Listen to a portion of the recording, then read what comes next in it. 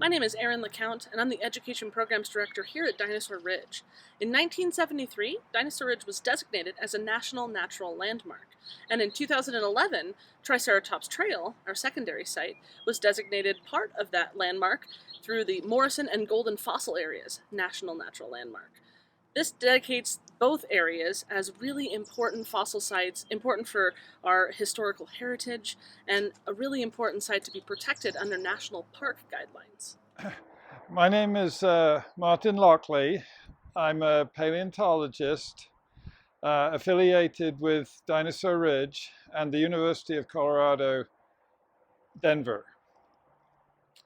I've been involved with Dinosaur Ridge since the organization was founded back in the 1980s, and we are here at one of the most iconic locations, what we would call the main track site, which in fact has been voted or designated the #1 dinosaur track site in the USA. There are something like 250,000 people who come here to see these tracks every year. So let me tell you just a little bit about why they're so important and so significant. These tracks are associated with the Cretaceous time period from about 100 million years ago, and there are two common track types here. The more chunky, larger ones were made by a kind of duck-billed dinosaur, something like Iguanodon, which is one of the best known dinosaurs and one of the first dinosaurs ever discovered in Cretaceous rocks. And it is a relative of the larger duck-billed dinosaurs which evolved towards the end of the Cretaceous. The other track, which is more slender, three-toed track, it was made by a carnivorous dinosaur, a theropod dinosaur, and it actually has the name, the track has the name Magno Avipes, which literally means big bird track. And this tells us that these track-making carnivorous dinosaurs were really rather like large birds, like today's emu. This has always been one of my favorite track sites because it is so near Denver, and it has quite a long history in that it was discovered back in the 1930s when they put the road through here.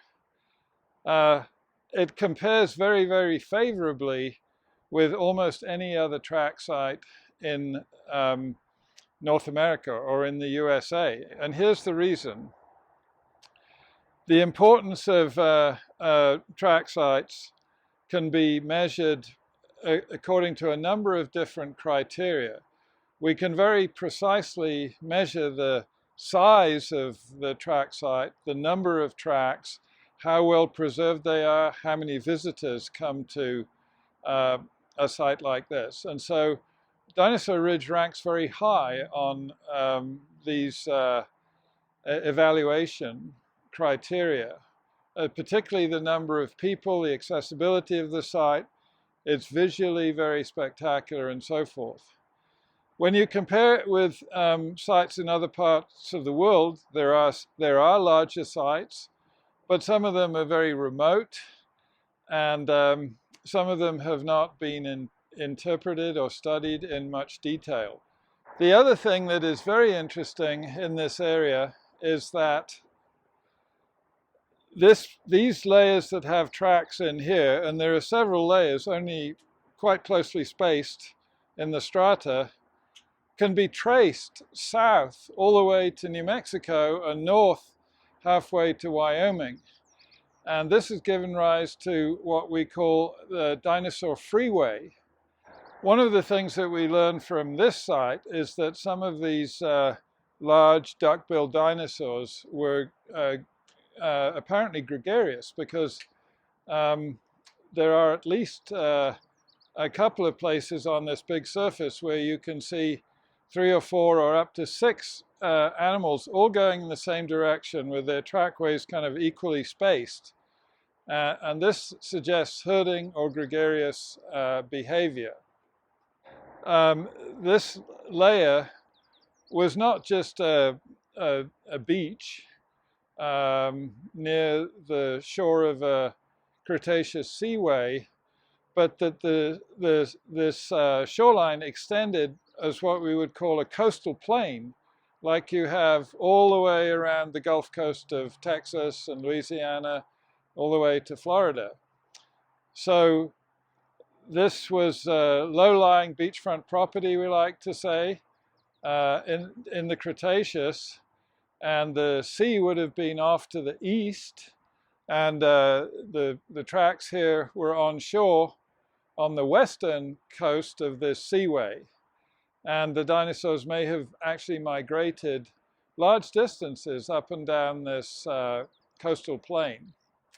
One of the reasons we think that is likely is that we have the same types of tracks found here, a couple of miles to the north, 10 miles to the north, 10 miles to the south, 100 miles to the south.